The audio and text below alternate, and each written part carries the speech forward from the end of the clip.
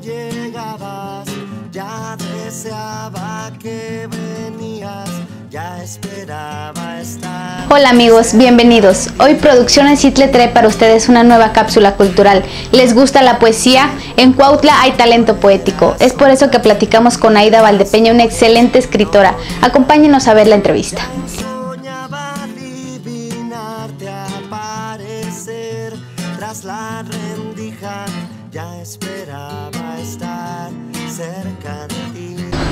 Tiempos. En tu cuerpo hubo un río, lo sé, por las pequeñas plantas que aparecen de pronto entre tu almohada, porque al tocarte mis manos se humedecen y si miro tu pecho me refleja. En tu cuerpo hubo un río, lo delata el amor que te tienen los peces. Los árboles se alargan para oírte, la brisa moja cuando tú sonríes y al abrazarte hay un descanso fresco que dura lo que el agua. Ya esperaba estar. Muchos años tuve la duda de en qué momento se puede uno llamar escritor. Surge la inquietud de pronto de que una persona que escribe ya es escritor, o una persona que publica ya es escritor, o una persona que se dedica de lleno a eso ya es escritor. Siempre he tenido esa incertidumbre, porque, bueno, yo podría decir que soy escritora desde los 16 años, pero realmente pues había un poco de distancia en eso. Lo que sí es cierto es que creo que en el momento en el que uno piensa la escritura como un compromiso lúdico, un compromiso divertido, un compromiso gozoso hacia uno y hacia los demás, creo que en ese momento yo, en mi caso, puedo llegar a llamarme escritora. Sí soy escritora ahora porque le tengo pasión, aparte siento un compromiso hacia las letras, un compromiso hacia los lectores, un compromiso hacia la vida misma. Si algo yo sé hacer es sentarme en una máquina a escribir, porque digo, además es muy cómodo, aunque después los riñones me lo reprochen, pero creo que esa es Aida escritora, una persona que está dedicada con un cierto horario, con ciertas cuestiones que ya tienen que ver un poquito más con verlo como una labor, como un trabajo, un oficio, como puede ser cualquiera. El oficio de carpintero, el oficio de escultor, el oficio de cualquier cosa. Creo que es un poco eso.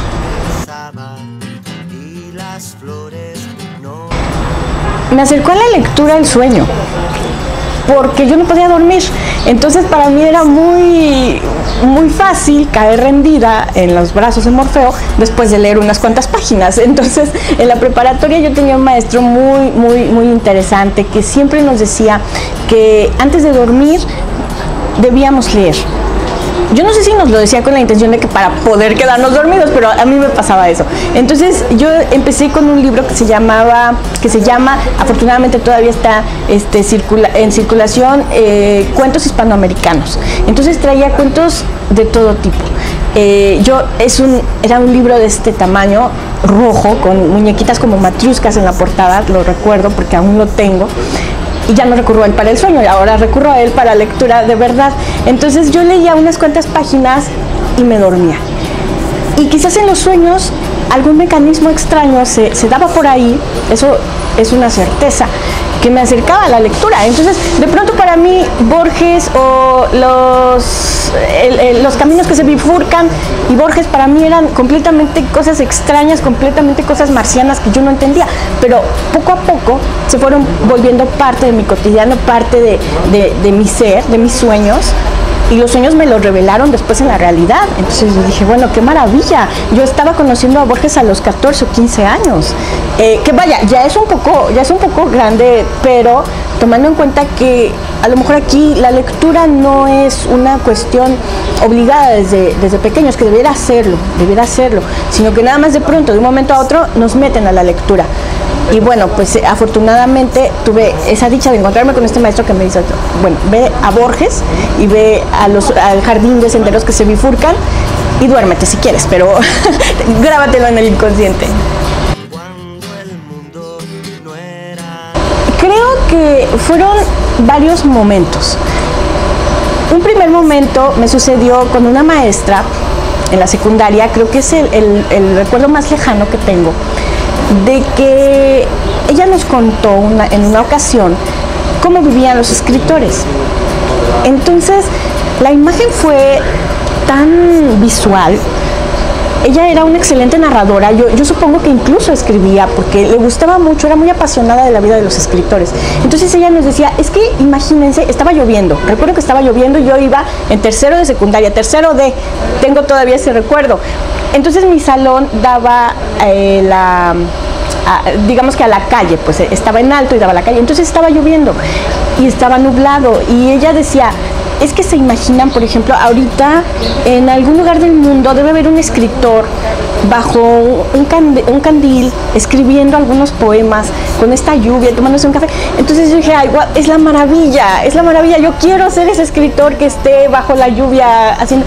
Ese fue mi primer acercamiento. Después, en la preparatoria, llegaron a hablarnos acerca de lo que era la carrera de letras latinoamericanas, que estaba muy de la mano con la literatura, vaya, todo esto que tiene que ver con el análisis, con las lecturas, y no propiamente con la creación, pero vaya, siempre la lectura te lleva a la creación de alguna u otra manera, aunque no lo mostremos, incluso aunque no lo escribamos. Cuando nosotros leemos, constantemente estamos creando, innovando en nuestra mente. Entonces, bueno, así empieza un poquito ese gusto. Ese sí lo tengo presente, fue por querer enamorar. Estaba en aquellos tiempos muy de moda, y bueno, creo que todavía, solo que a mí ya no son las modas que me tocan, pero todavía debe estar de moda salirse de pinta y bueno, tener más clase fuera que dentro de las clases. Entonces, en una ocasión, estando yo en la universidad, ya cursando letras, llega un chico muy guapo y una amiga me lo presenta y me dice, bueno, él es fulano de tal, no voy a decir nombres para evitar cualquier cosa, él es fulano de tal, y bueno, ella es Aida Valdepeña y es escritora. Y entonces el chico no me había volteado a ver hasta que le dijo, es escritora. Cuando dijo es escritora, él volteó y yo volteé y hubo un clic ahí. Después ya no hubo nada, pero en ese momento mi amiga me echó al ruedo. Y yo le dije, oye, después la llamé, ¿por qué dijiste que yo soy escritora? Nada más lejano que eso. Yo he escrito una carta por ahí de amor, nada más lejano que... Sí, no, mira, es que yo veo que siempre en tus escritos, en tus cartas, en tus trabajos, incluso escolares, siempre metes algo ahí de historia, algo como poético. Le parecía poético a ella, no era poético, pero le parecía poético. Entonces dije, bueno, no me parece tan malo, y sobre todo si un chico tan guapo me voltea a ver, entonces pues perfecto, seamos escritores. Después tuve la fortuna de tomar un curso con uno de los maestros más entrañables que recuerdo, que se llama Ricardo Bernal. Y él me dijo cuando le presenté un texto ya ahora sí creativo, me dijo, tú deberías entrar a la escuela de escritores. Dije, bueno, pudiera ser una opción. Al día siguiente ya estaba investigando cómo entrar a la escuela de escritores. Escribo por pasión, pero también escribo por un compromiso y por un cierto cosquilleo que traen las manos. Que ya está adherido a ti. Te voy a decir más bien por qué cuando no escribo, lo que sucede es que ando inquieta, ando enojada, ando pensando que algo me falta. Y como no me gusta sentirme así, porque ya me siento así de pronto por otras cosas, tomo la computadora. Ahora sí me tocó llegar a escribir a mano y luego en máquina de escribir. No estoy tan vieja, pero sí me llegaron a tocar esas épocas. Y entonces cuando yo entro a la computadora, entro en ese mundo, me desconecto para tener como una segunda vida, una segunda oportunidad, una segunda oportunidad donde puedes rehacer incluso las cosas que te están sucediendo o las cosas que te sucedieron. Yo sé que a partir de la escritura uno puede involucrarse de tal manera en su vida y lo más interesante en la vida de otras personas, pero no en la vida de otras personas, porque sabemos que es ficción.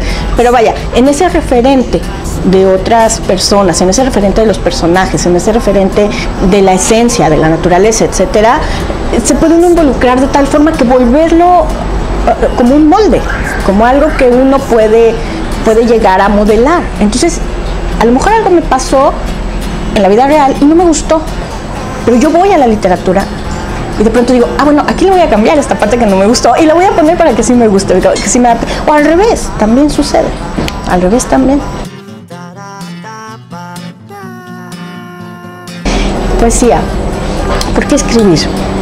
Realmente creo que la poesía es una forma de las más esenciales que tiene el ser humano, porque, vaya, viene primero la música. Creo que desde que el hombre es hombre, desde que el mundo es mundo, la música ha tenido un papel muy importante. Los sonidos, el movimiento, el poder comunicarnos a través de esta musicalidad. Entonces, la poesía viene hermanada de la música, pero a partir de imágenes. Entonces, creo que es importante, creo que es necesaria, porque estamos renombrando el mundo. Estamos permitiendo que otras personas a nuestro alrededor, y quizás a un alrededor muy amplio, perciban el mundo de distinta manera como lo han percibido, así como nosotros lo hacemos con los grandes poetas. Cuando yo leo a Lorca, cuando yo leo a Mayakovsky, a grandes poetas, me doy cuenta que las cosas que yo he observado hasta ese momento habían sido quizás nulas o habían sido grises, y en el momento en el que ellos la nombran, toman una dimensión distinta, toman una dimensión completa. Entonces, creo que de ahí la importancia. Podemos imaginarnos todo a partir de las palabras, a partir de las imágenes, y después eso se vuelve realidad, que es lo interesante. Después ya no nos preocupa que esté lloviendo, porque a lo mejor la lluvia ya no es una simple agua que nos moja, sino son, no sé, las gotas, el sudor de las nubes, qué sé yo. Entonces empezamos a tener esa visión de la naturaleza, de todo lo que nos rodea, a partir de imágenes, y de imágenes musicales.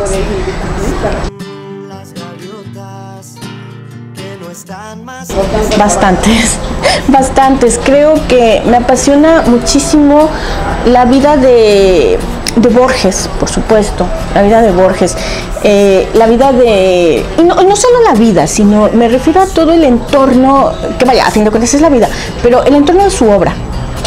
Cómo es que ellos creaban, cómo es que ellos llegaban a empatar su vida personal con su vida literaria, y cómo lo hacían todo perfecto. O sea, yo de verdad decía, es que Borges, ya estando ciego, se desplazaba a Suiza, se desplazaba a Estados Unidos a dar conferencias en Harvard.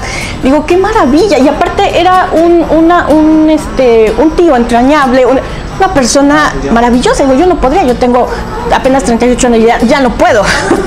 Digo, creo que soy una cosa y después ya. Pero creo que en efecto hay muchos escritores de los cuales vas tomando ciertas cosas, ¿no? Decía en algún momento un poeta, a mí me hubiera gustado escribir como Baudelaire. Ya sabemos Baudelaire, toda esta cosa que de los poetas malditos, todo esto que lo envolvía. Dice, me hubiera gustado escribir como Baudelaire, pero no haber sufrido lo que sufrió Baudelaire. Entonces es cierto, de pronto tenemos a mí me pasa, tengo esa idea de ciertos escritores, ciertas cosas que admiro en ciertos escritores y otras cosas que no. Entonces voy haciendo como un pequeño Frankenstein. Y digo, yo quisiera ser un poquito como Rulfo, un poquito como Borges. Claro, mi pretensión es demasiada, digo, más que en cuestión personal, quizás un poquito como, no sé, ahí se me fue el nombre de esta escritora, Laura Esquivel, ¿no? que escribió La Casa de los Espíritus, que me encanta, me fascina la obra. Entonces son un poquito de todos.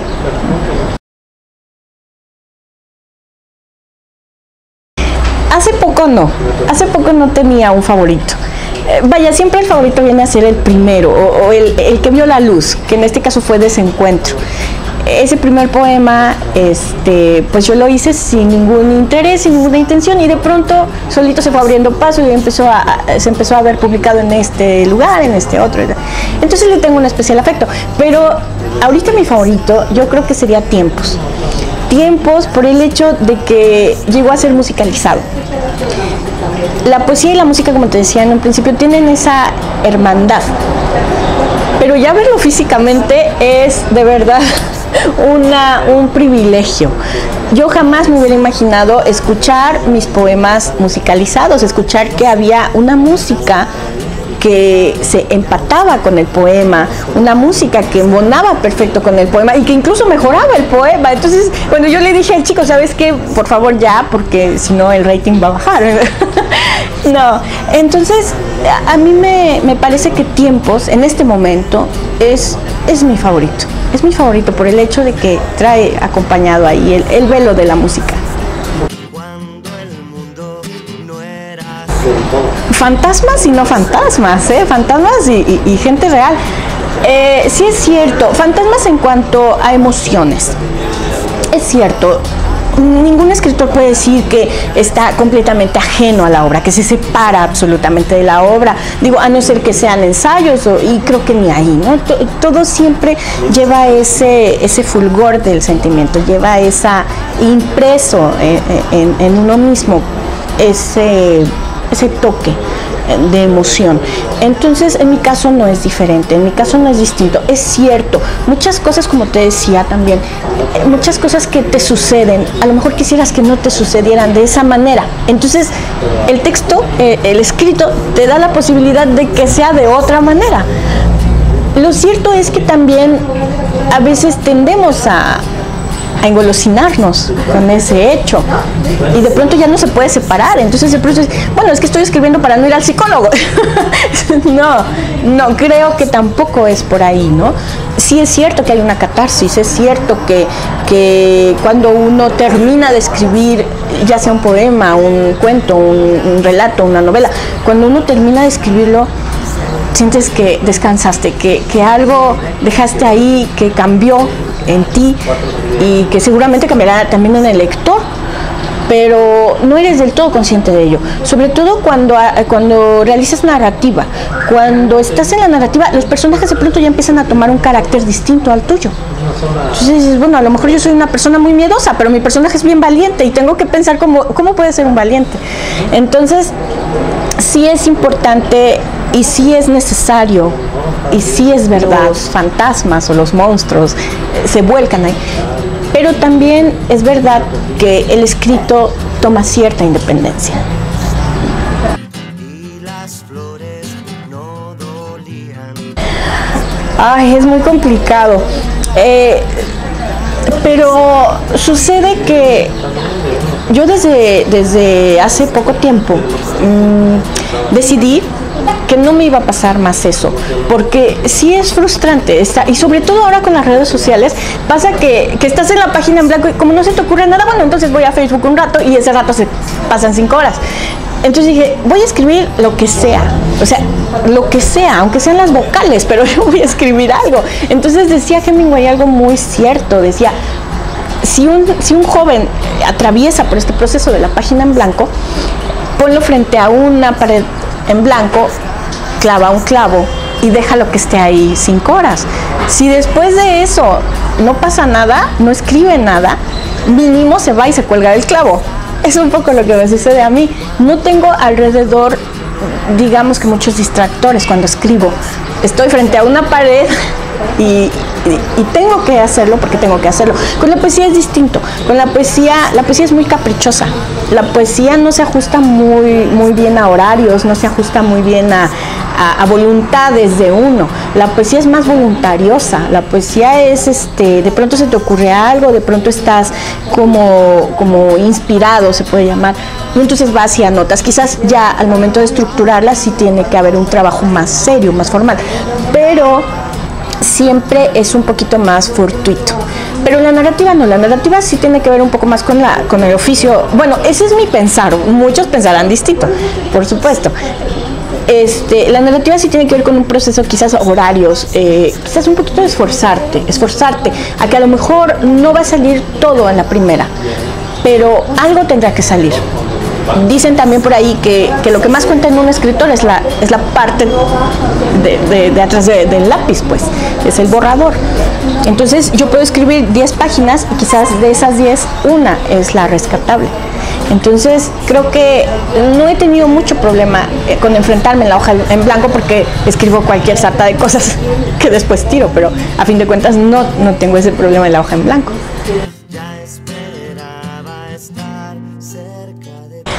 Muchísimas cosas. Por supuesto, me inspira el amor, obviamente, el amor que tengo hacia muchas cosas, hacia mi pareja, hacia mis mascotas, hacia mis amigos, hacia mi familia. Pero sobre todo me inspira que otras personas lo hayan hecho antes. Eso a mí me encanta. Digo, es que si hubo una persona que pudo escribir 100 años de soledad, es porque esto pertenece al ámbito del país de las maravillas. Entonces yo quiero pertenecer a ese país. No es que yo quiera escribir 100 años de soledad, digo, no hay parangón posible con este hombre, con esta maravilla de ser humano de García Márquez. Pero vaya, siempre me inspira el hecho de que otros lo pudieran hacer. Creo que es también, por ejemplo, con los deportistas. Me inspiran bastante los deportistas, ese empeño, esa fuerza, esa tenacidad, ese estar una y otra vez intentándolo, haciendo lo posible. Eso me inspira bastante. Entonces, te decía, cuando veo que otras personas lo han hecho, que otras personas han ido a ese mundo y han regresado con una historia que contar, con una historia maravillosa que contar, digo, entonces creo que también puedo hacerlo, también puedo aportar ese pequeño granito, qué sé yo, eso me inspira bastante. Sí, pero no han sido los mejores resultados. Creo que sí ha sido un poco forzoso. Que uno lo tiene que hacer de pronto. Uno tiene que forzar un poquito la inspiración. Decía Picasso, y creo que ya me estoy yendo demasiado con las citas. Decía que cuando la inspiración, que la inspiración llegue que te encuentre trabajando. Creo que eso es verdad, uno tiene que forzar un poquito, no podemos confiarnos, no podemos dejar todo a la suerte, dejar toda la inspiración bueno, el día que me inspire, y si no me inspiro en 20 años, ya no escribí nada en 20 años. Entonces no, creo que hay que sentarse a trabajar, y es verdad que la musa llega, es verdad que después de cierto tiempo como de calentamiento, esa fase de calentamiento, sí es cierto que de pronto empiezan a surgir cosas un poquito más interesantes. Entonces, es bueno tener esa inspiración, ese motor, esa motivación, pero también es bueno buscarla cuando no existe.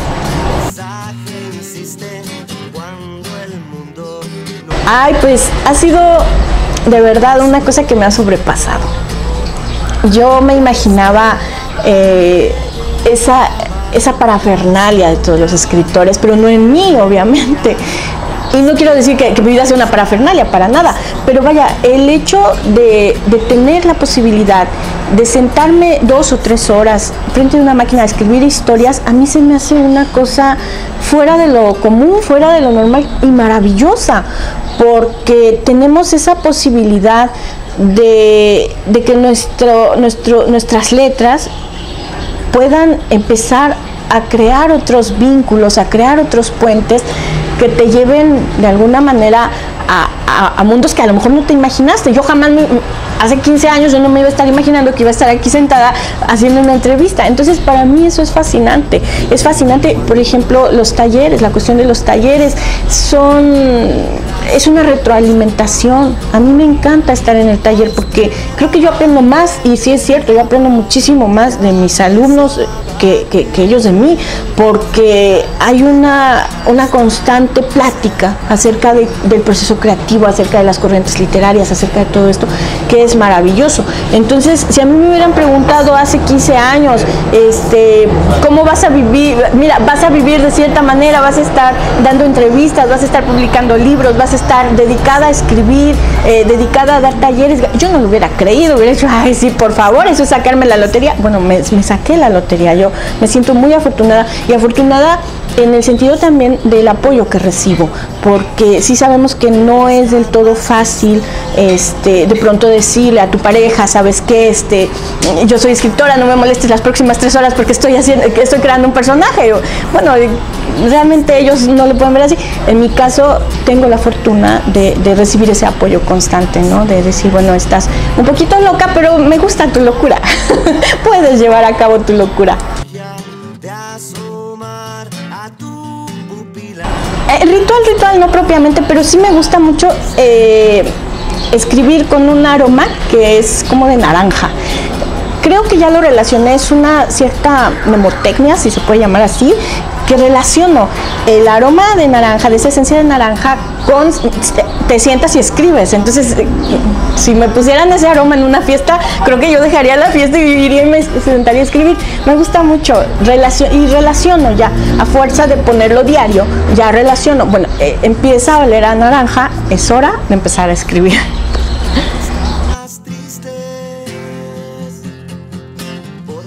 Mira, puede ser, en la poesía, como te decía, es un poco complicado. A la hora de estructurarla ya no, sí hay un cierto horario. A mí me gusta escribir poesía por las noches.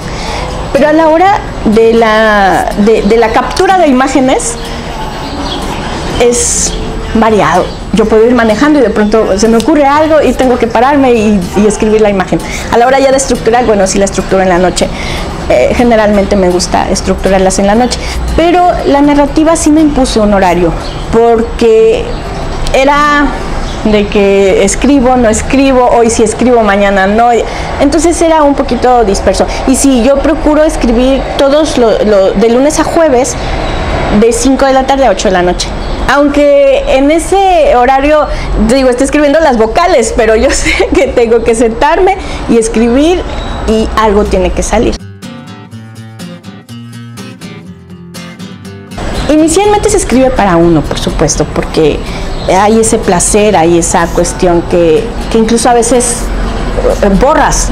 Hay cosas que escribes y luego dices, no, y tienes que borrar. Entonces, ese proceso en el que pasa, que transcurre y que llega hasta el lector, es muy disfrutable, es muy, muy disfrutable, porque ahí surgen otra vez los fantasmas, ahí surgen otra vez todas estas cuestiones que de pronto dices, esto es para mí.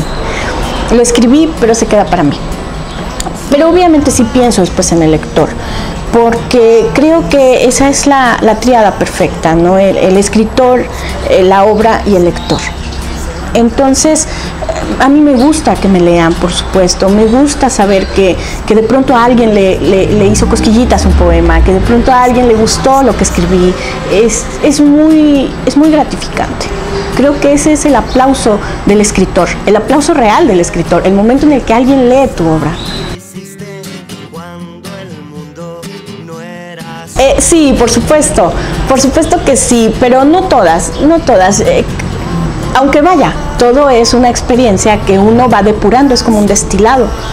Entonces, a lo mejor no me pasó tal cual que mi pareja se convirtiera en un río, pero sí de pronto estuvimos junto a un río quizás y de ahí surge la imagen, ¿no? Entonces sí tiene que ver mucho de mí, pero también mucho de ese desapego y de ese destilado, de que bueno, es lo que surgió después de cierta experiencia. Sí, porque me di cuenta que de pronto ya mis poemas se empezaban a alargar un poco más, o sea, ya había personaje en el poema, lo cual no está mal, pero sí dije, creo que aquí puedo intentar por la narrativa. Me gusta mucho leer novela, mis lecturas, yo tengo en la mesa de noche, tengo un libro de poesía, tengo una novela y un libro de teoría, teoría literaria. Entonces dije, bueno, teoría literaria está, pero absolutamente descartado. Yo no puedo escribir teoría literaria. Digo, si me lo propongo quizás sí, pero no es mi intención. Pero la poesía, obviamente, si se escribe a partir de esa inspiración. Y la narrativa, dije, bueno, voy a incursionar. De hecho, cuando yo ingresé a la escuela de escritores, ingresé por ese gusto a la narrativa. Yo quería escribir cuentos, quería escribir novelas, pero no se me hizo, ¿no? Reprobé todas las materias. No, sí he sido aplicada. No tan aplicada, pero sí he sido aplicada. Entonces, me dijeron, no, pues creo que tú vas para poesía. Entonces empecé a formarme un círculo con amigos que también escribían poesía, presentábamos, leíamos, publicábamos alguna que otra plaqueta. Entonces ahí surgió, pero siempre se me quedó esa espinita. Y ahora digo, bueno, tengo algo que contar, tengo una historia que contar. Y si la cuento en un poema, va a salir un poema de 800 páginas. Entonces no, creo que no me arriesgo a eso. Y por eso es que inicié el año pasado con este proyecto de narrativa que me está gustando bastante, la verdad. Ya deseaba que venías. Comienza a escribir, siempre surgen más y más y más cosas, sobre todo en narrativa. En poesía también sucede, pero en poesía, por el hecho de que se compacta más, por el hecho de que es un poco más sintética, no, sintética no es la palabra, que es un poquito más compacta, se puede delimitar de pronto. Aquí acaba el poema, que también sucede, que de pronto dices, no, es que hice 3 poemas, pero en realidad era un poema, que me ha pasado. Pero en narrativa sí es un poquito más amplio este espectro de que en qué momento la termino. Cuando piensas que la obra ya está terminada, cuando piensas que la historia ya está terminada, de repente te acuerdas y se te ocurren muchas cosas. Ay, es que entonces voy a escribir también lo que pasó a fulanito, y entonces voy a escribir también esta cosa que se me pasó. Entonces sí hay un momento en el que dices, esta historia está terminada. Yo lo hago por tiempos, no sé qué tan bueno o malo sea, pero yo lo hago por tiempos. Digo, de tal fecha a tal fecha voy a vaciar la historia, voy a terminar la historia, y después lo que viene son correcciones y ampliaciones, pero ya no de una manera tan extensa, porque si no tendría 6 o 7 tomos. Soy de largo aliento, ya me di cuenta, pensé que no era de largo aliento, pero ahora sí ya veo que soy de largo aliento. Entonces digo, bueno, si no paro, si no detengo, esto jamás va a ver la luz y voy a tener ahí los 14 tomos de toda la vida. Entonces no tiene ningún sentido, sería un despropósito. Entonces sí, yo me he impuesto esa tarea, esa labor de dejar una fecha límite para parar, y después de ahí agregar correcciones, agregar datos que a lo mejor se pasan y todo, pero sí hay que delimitar un poquito, porque si no se nos va de las manos. Es como la vida misma. Cuando el mundo no era noche. Sí, así es. Pues estoy precisamente en el taller de La Farola los días viernes de 4 a 6 de la tarde. Estoy también dando el mismo viernes un taller de 6 a 8 de la noche en la Casa de la Cultura de Cuautla para adultos, adolescentes y adultos. Y los sábados estoy también en Casa de la Cultura de 10 a 12 con niños. Me encanta trabajar con niños. Los niños son los grandes maestros de la humanidad. De verdad, eso lo tengo completamente asegurado. Entonces me gusta muchísimo trabajar con niños, y estoy en ese proyecto. Estoy también con la novela, ¿no? La empecé a escribir en junio del 2014, y espero que este año ya empiece a ver, no la luz, porque me falta mucho trabajo, pero sí ya empiece a ver forma, ya le empiece a tomar forma de novela, no de un escrito patas arriba. Y bueno, con los poemarios también creo que va a haber una segunda edición del libro A Contracorriente, y algunas compilaciones que tengo de otros poemas, y creo que por el momento andamos en eso. Ya deseaba que venías. No, pues que se atrevan, que se atrevan, porque muchas veces uno es su peor juez. Eso pasa constantemente. Uno dice, no, es que lo que yo escribo es una porquería, y cuando lo enseñan, de verdad son cosas maravillosas. A mí me ha pasado, de verdad me han sorprendido muchísimo en los talleres, cuando personas, como lo mencionas, tímidas, de pronto lees y dices, es que tú deberías estar publicando ya, por favor. Entonces, atrévanse a hacerlo, atrévanse a escribir, atrévanse a mostrar sus escritos, atrévanse a hacer esa diferencia entre me lo quedo yo y lo muestro, porque es muy gratificante, es de verdad muy, muy bonito saber que nuestras letras van a parar a otros ojos que no sean solamente los nuestros. Siberia. Quiero decirte, Salmón, que la ciudad se recorre río arriba, a contracorriente y boca abajo. Tú piensas que no hay más río que el propio río. Y yo quiero decirte, Salmón, que dentro de esta tempestad hay silencios que saben a agua dulce y que mis palabras son sombras de voz a orillas del océano. Quisiera hablarte, Salmón, del sabor que el sol le deja al agua y gobernar las rocas que rozan nuestro vientre.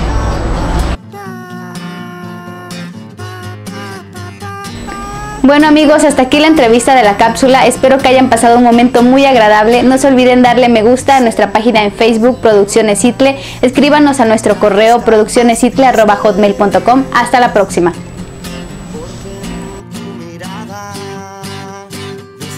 Agradecemos el apoyo a la cultura y el arte a Macuja, la escala de tu antojo, la 279, cafetería y tienda orgánica, El Último Vikingo, pollo en barbacoa y al Centro Educativo Sofista.